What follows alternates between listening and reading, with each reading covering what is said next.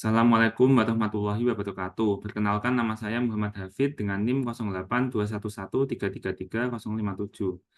Kali ini saya akan mempresentasikan presentasi saya yaitu aplikasi peluruhan radioaktif, yaitu kajian dalam bidang kesehatan. Ini digunakan untuk memenuhi tugas UAS fisika inti saya. Oke. Sekarang, untuk perkembangan terkini, teknologi medis modern telah membawa berbagai inovasi. Nah, contohnya adalah seperti dua gambar berikut ini. Yang pertama adalah PET atau positron emission tomography, dan yang kedua adalah single photon emission tomography atau SPET. Untuk contoh hasil tomografinya sendiri, itu bisa dilihat pada dua gambar berikut ini ya. Nah, gambar pertama ini, ya ini adalah pemindaian perfusi CT otak ya. Nah, untuk yang gambar kedua ini, dia ini adalah pemindaian untuk abdomen dan pelvis dalam berbagai proyeksi, yaitu sagittal, ini koronal dan aksial. Ini. Nah, eh, kedua alat tadi itu menggunakan dasar teoretis yaitu yang digunakan dalam 2 dan 3 ini. Nah, untuk peluruhan alfa sendiri dia tidak digunakan. Kenapa? Karena peluruhan alfa sendiri dia hanya bisa menembus dengan jarak yang sangat pendek.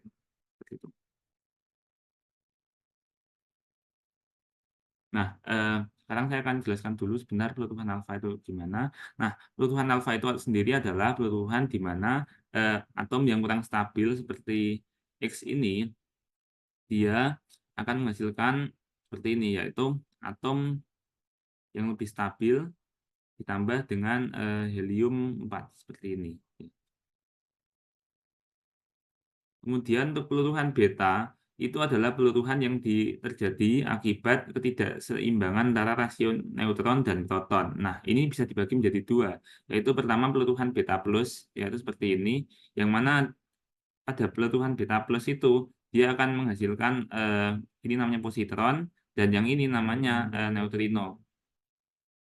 Terdapat pula namanya peluruhan beta minus. Nah, peluruhan beta minus ini dia akan menghasilkan anti positron dan anti neutrino seperti ini. Lalu untuk peluruhan gamma ini terjadi ketika sebuah atom dia ini ingin menjadi lebih stabil. Oleh karena itu, dia akan memancarkan radiasi elektromagnetik dalam bentuk sinar gamma seperti ini. Nah, sinar gamma ini tidak memiliki massa dan muatan. Jadi, atom yang terlibat akan sama saja, namun dia akan memiliki energi yang lebih stabil. Nah, sinar gamma ini, nah, atom ini dia akan menghasilkan sinar gamma yang mana sinar gammanya ini energinya itu sangat tinggi dan daya tembusnya ini sangat besar, gitu ya. Jauh lebih besar daripada yang dihasilkan peluruhan alfa dan beta. Nah, berikutnya adalah karakteristik kekuatan radiasi berdasarkan peluruhan tadi secara lebih detail seperti ini ya. Ini bisa dilihat di sini bahwa ya, seperti ini untuk karakteristik kesemuanya itu tadi. Nah, berikut ini saya akan menjelaskan tentang PET atau positron emission tomography. Nah, PET ini apa? Jadi PET ini adalah teknik tomografi untuk menggunakan positron. Cara kerjanya kira-kira seperti ini ya. Itu seperti ini. Nah, untuk PET itu sendiri, itu dia menembakkan proton pada atom stabil. Seperti ini ya.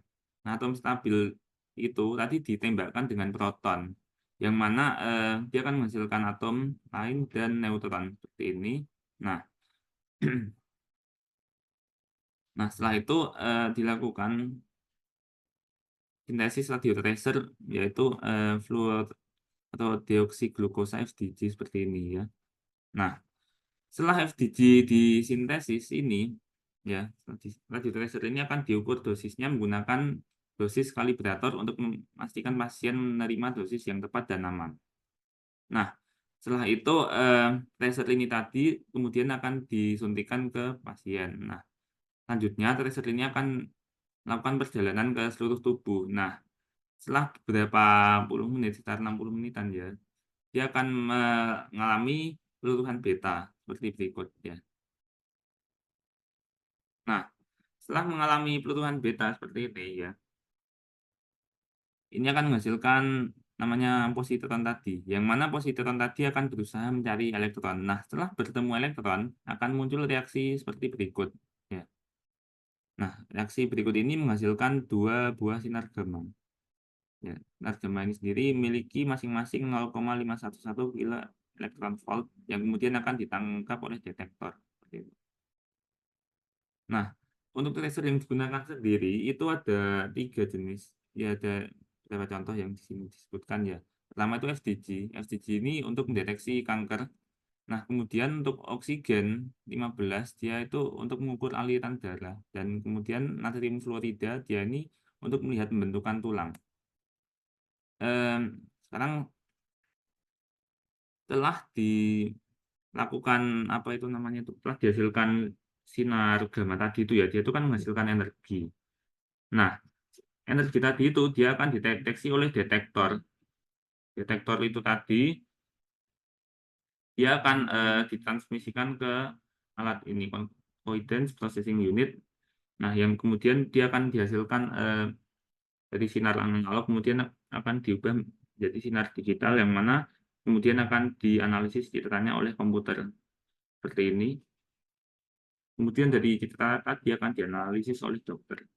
Nah, kemudian untuk sekarang saya akan menjelaskan tentang single photo emission (SPET). Nah, SPET ini apa? Jadi SPET ini mirip dengan PET tadi, cuman bedanya SPET ini dia menghasilkan hanya satu sinar gamma saja, dan dia ini tidak melibatkan peluruhan beta.